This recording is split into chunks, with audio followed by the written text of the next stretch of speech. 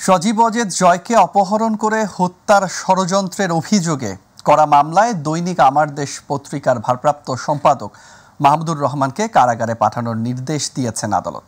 রোববার ঢাকার অতিরিক্ত চিফ মেট্রোপলিটন ম্যাজিস্ট্রেট মাহবুবুল হকের আদালতে আত্মসমর্পণ করেন তিনি। এ সময় মাহমুদুর রহমান জানান, মিথ্যা মামলায় সাজা দেয়া হয়েছে তাকে, তাই আইনিভাবে এসব মোকাবেলা করবেন তিনি। আমেনা হিরের রিপোর্ট। সকাল থেকেই সিএমএম আদালত চত্বর নিরাপত্তার চাদরে ঘিরে ফেলে আইনশৃঙ্খলা বাহিনী। সঙ্গে ছিল সেনাবাহিনীর বাড়তি সতর্কতা। 10টার পর সহকর্মীদের সাথে আদালতে আসেন আমার দেশ পত্রিকার ভারপ্রাপ্ত সম্পাদক মাহমুদুর রহমান। সাবেক প্রধানমন্ত্রীর ছেলে সজীব ওয়াজেদ জয়কে অপহরণ ও হত্যা চেষ্টা মামলায় আত্মসমর্পণ করেন তিনি। এজলাসে ওঠার আগেই গণমাধ্যমে কথা বলেন জ্যেষ্ঠ এই সাংবাদিক। জানান, তার বিরুদ্ধে আনা সকল মামলা মোকাবেলা করবেন আইনি প্রক্রিয়ায়। আইন যেটা আছে বাংলাদেশে, সেই আইন অনুযায়ী আমি কার্ডে সারেন্ডার করব এবং আমি লড়াই অব্যাহত রাখব, যদিও এই মামলা সর্বৈব মিথ্যা এবং একটা উদ্ভট মামলা। আত্মসমর্পণের পর মাহমুদুর রহমানকে কারাগারে পাঠানোর নির্দেশ দেন ঢাকার চিফ মেট্রোপলিটন ম্যাজিস্ট্রেট আদালত। আদালতে মাহমুদুর রহমান জামিন চাননি জানিয়ে তার আইনজীবী বলেন, বুদ্ধিভিত্তিক লড়াইয়ে ফাঁসানো হয়েছে তাকে। আমরা আদালতের কাছে তার জামিনের প্রার্থনা করি নাই, তাকে জেলে পাঠাবার কথা বলেছি। আর যেহেতু তিনি মন্ত্রী ছিলেন, তাকে যেন প্রথম শ্রেণীর মর্যাদা দেওয়া হয়। জনাব মাহমুদুর রহমান জেলে গেছেন, উনি আপিল করবেন, তারপর জেল থেকে বেরিয়ে আসবেন, সেটাই আমাদের প্রত্যাশা দ্রুততম সময়ের মধ্যে। ওনার বিরুদ্ধে যেই মামলায় সাজা হয়েছে সেইটাই তিনি সারেন্ডার করেছেন। এখন তিনি জেলে গেছেন, বাকি মামলা অতি দ্রুত এই মামলা থেকে তিনি বেরিয়ে আসবেন। এদিকে রাজধানীর নিউ মার্কেট থানার হত্যা মামলায় সাবেক আইজিপি চৌধুরী আব্দুল্লাহ আল মামুনকে 4 দিন ও ঢাকা দক্ষিণ সিটি কর্পোরেশনের 26 নম্বর ওয়ার্ডের সাবেক কাউন্সিলর হাসিবুর রহমান মানিককে 5 দিনের রিমান্ড মঞ্জুর করেছেন আদালত। আমেনা হিরা, মাই টিভি, ঢাকা।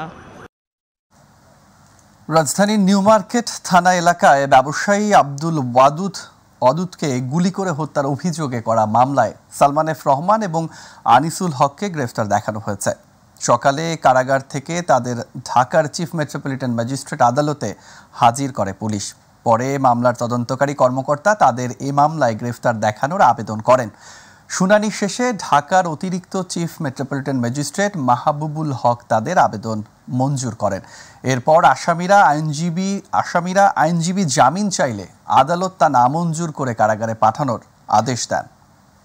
রহমান এবং আনিসুল হককে এই মামলায় গ্রেপ্তার দেখানোর জন্য দরখাস্ত দেন এবং বিজ্ঞ আদালত তাদেরকে দুইজনকে গ্রেপ্তার দেখানো হয়। তাদের পক্ষে কোনো রিমান্ড প্রার্থনা ছিল না এবং কোনো জামিনের প্রার্থনাও ছিল না। এবং এছাড়াও আব্দুল্লাহ আল মামুন এবং হাসিবুর রহমান মানিক এই দুজনের বিরুদ্ধে গ্রেপ্তারের জন্য দরখাস্ত দেওয়া হয়, তাদেরকে গ্রেপ্তার করা হয় এবং তাদের দুজনের বিরুদ্ধে রিমান্ডের প্রার্থনা ছিল এবং বিজ্ঞ আদালত রিমান্ডের দরখাস্তটা শোনার পরে এবং এজাহারে গুণাগুণের উপরে ভিত্তি করে তাদের বিরুদ্ধে এবং হাসিবুর রহমানকে 5 দিন এবং আব্দুল্লাহ আল মামুনকে 4 দিনের রিমান্ড মঞ্জুর করেন। জুলাই আগস্টে যারা জীবন বাজি রেখেছে তাদের মুক্তিযোদ্ধার বীর ভাতা দেওয়ার দাবি জানিয়েছেন বিএনপির স্থায়ী কমিটির সদস্য অবসরপ্রাপ্ত মেজর হাফিজ উদ্দিন আহমেদ।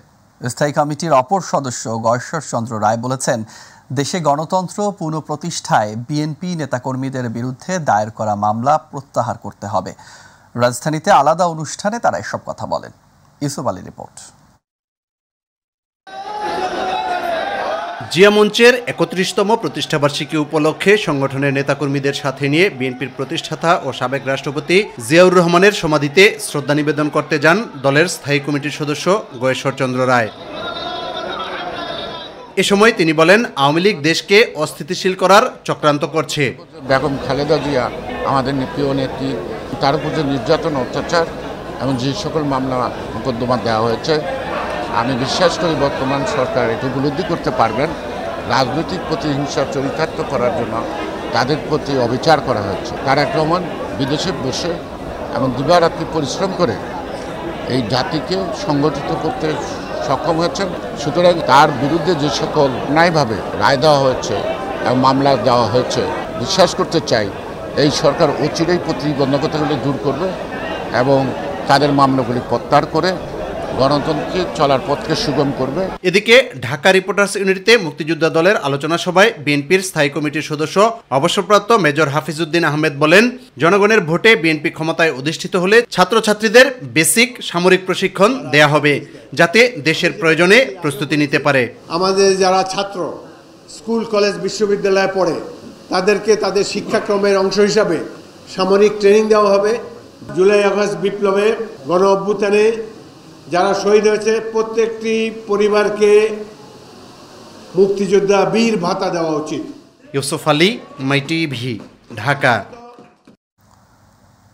ভারতকে উদ্দেশ্য করে বিএনপির সিনিয়র যুগ্ম মহাসচিব রুহুল কবির রিজভী বলেছেন, যারা শেখ হাসিনাকে আশ্রয় দিচ্ছেন তারা যদি তার কথা শুনে বাংলাদেশের অভ্যন্তরে কিছু করতে যান, অস্থিতিশীলতা তৈরির চেষ্টা করেন, তাহলে পরিণতি ভালো হবে না। সকালে রাজশাহীর ভুবনমোহন পার্কে আমরা বিএনপি পরিবার শহীদ পরিবারের সাথে সাক্ষাৎ সমাবেশে তিনি একথা বলেন। এ সময় তিনি শেখ হাসিনার হাজার হাজার টাকা লোপাটের চিত্র তুলে ধরে বলেন, ঘনিষ্ঠজনদের দিয়ে শেখ হাসিনা কালো টাকা আয়ের সুযোগ করে দিয়েছেন বিদেশে সেই টাকা রেখে আসার জন্য। বিপদে পড়লে যেন তিনি নিতে পারেন।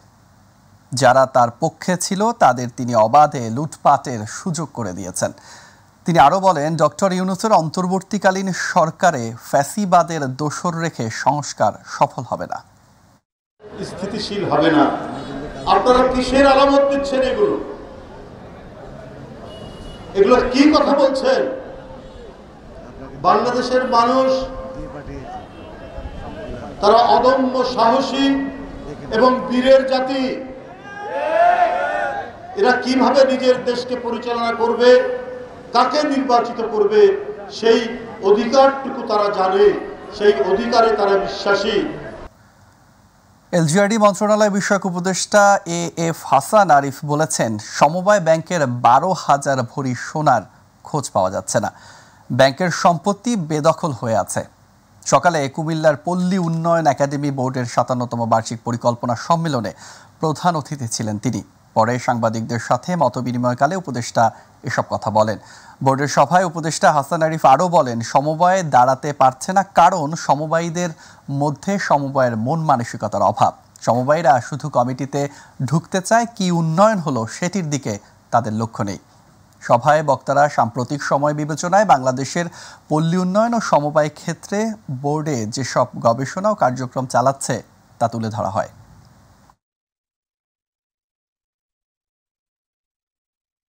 কমিটি কারা গঠন করবে সেটা নিয়েই মারামারি, কামড়াকামড়ি এবং এটার মামলা গড়াতে গড়াতে সুপ্রিম কোর্টেও যায় এবং একটা বড় অংশ মামলা মোকদ্দমা হচ্ছে সমবায়ীদের মধ্যে। তাহলে তো সমবায়ের যে মূল দর্শন যে আমরা সকলে মিলে কাজটা করব, এখানে তো সকলে মিলে হচ্ছে না। কমিটিতে আমি যাবো, এটাই হচ্ছে এখনকার সমবায়। দেশে ও বিদেশে এস আলম গ্রুপ এবং তাদের পরিবারের সদস্যদের নামে থাকা সব সম্পত্তির তালিকা দাখিলের নির্দেশ দিয়েছেন আদালত। আগামী 4 সপ্তাহের মধ্যে আইন সচিব সহ সংশ্লিষ্টদের এই নির্দেশ বাস্তবায়ন করতে বলা হয়েছে। রোববার বিচারপতি মোহাম্মদ কামরুল হোসেন মোল্লা ও বিচারপতি কাজী জিনাত হকের সমন্বয়ে গঠিত হাইকোর্ট বেঞ্চ এই আদেশ দেন। একই সঙ্গে বিদেশে থাকা এস আলম গ্রুপের সম্পদ ফিরিয়ে আনতে পদক্ষেপ নেয়ার জন্য কেন নির্দেশ দেয়া হবে না তা জানতে চেয়ে রুল জারি করা হয়েছে। গত 18 সেপ্টেম্বর এস আলম গ্রুপ এবং প্রতিষ্ঠানটির সব সম্পত্তি স্থানান্তর ও বিক্রির উপর নিষেধাজ্ঞা চেয়ে রিট দায়ের করা হয়।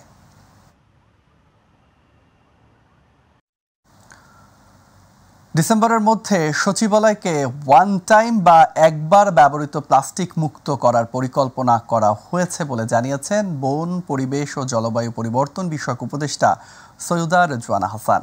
সকালে আগারগাঁওয়ে পরিবেশ অধিদপ্তরের এক অনুষ্ঠানে তিনি একথা জানান। উপদেষ্টা বলেন, 1 নভেম্বর থেকে পলিথিন উৎপাদন কারখানায় অভিযান চলবে। ধীরে ধীরে এই সিদ্ধান্ত বাস্তবায়ন করা হবে। এ বিষয়ে শিক্ষার্থীদের উদ্বুদ্ধ করার আহ্বানও জানান তিনি। অনুষ্ঠানে উপস্থিত ছিলেন দোকান মালিক সমিতির প্রতিনিধিরাও।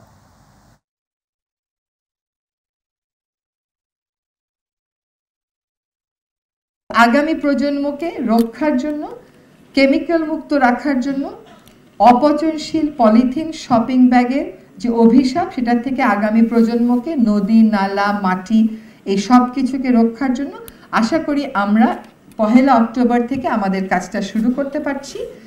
আমরা ধাপে ধাপে যাব, সকলকে একসাথে একই জায়গায় এনে ঐক্যমতের ভিত্তিতে আগাবার চেষ্টা করব, তবে সিদ্ধান্তে কিন্তু কোনো পরিবর্তন আসবে না।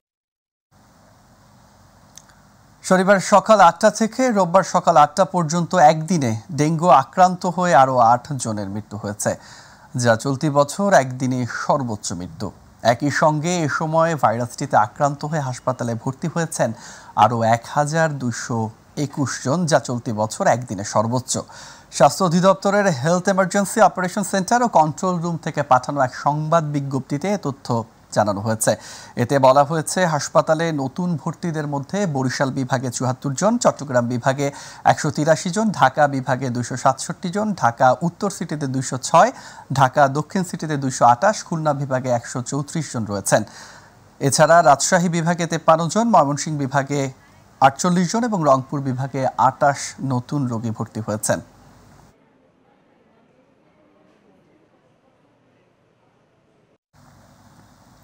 কুষ্টিয়ার খোকসায় মাইক্রোবাসের ধাক্কায় 4 স্কুল ছাত্রীর মৃত্যু হয়েছে। এই দুর্ঘটনায় গুরুতর আহত হয়েছে আরও এক শিক্ষার্থী। এই ঘটনায় ক্ষুব্ধ এলাকাবাসী কুষ্টিয়া রাজবাড়ী মহাসড়ক অবরোধ করে রাখে। পরে পুলিশ এসে পরিস্থিতি নিয়ন্ত্রণে আনে। একসাথে 4 জনের মর্মান্তিক মৃত্যুতে এলাকায় নেমে এসেছে শোকের ছায়া। প্রতিনিধি আব্দুর রাজ্জাক বাচ্চু ও লিপু খন্দকারের তথ্যচিত্রে আবু সাইদপুর রিপোর্ট। কুষ্টিয়ার খোকসায় মাইক্রোবাসের ধাক্কায় 4 স্কুল ছাত্রীর মৃত্যু হয়েছে। এ ঘটনায় গুরুতর আহত হয়েছে আরও এক শিক্ষার্থী। সকালে কুষ্টিয়া রাজবাড়ী আঞ্চলিক মহাসড়কে এই দুর্ঘটনা ঘটে।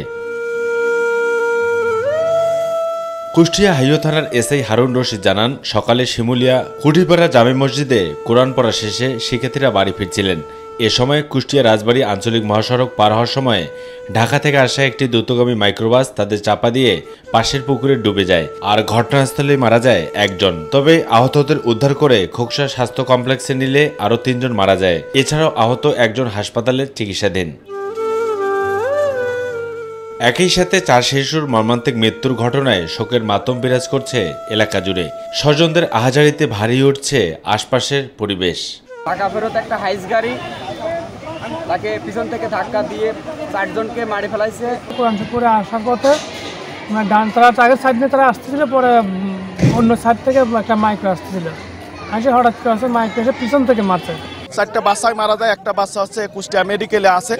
তো আমরা চাইছি যে এখানে সড়ক অবরোধ করে যারা প্রশাসনের ঊর্ধ্বতন কর্মকর্তা আছে এবং সড়কের যারা বড় ঊর্ধ্বতন কর্মকর্তা আছে, কেন এই উচ্ছৃঙ্খলমূলক কাজগুলো হয়, এটা তো একটা সমাধান আছে।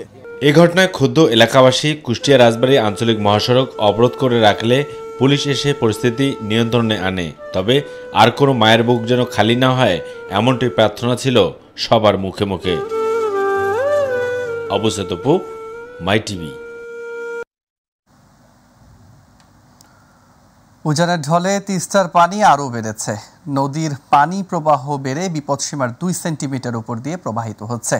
ডুবেছে রংপুর, কুড়িগ্রাম, গাইবান্ধা ও নীলফামারীর তিস্তা অববাহিকার নিম্নাঞ্চল। প্লাবিত হচ্ছে নতুন নতুন এলাকা।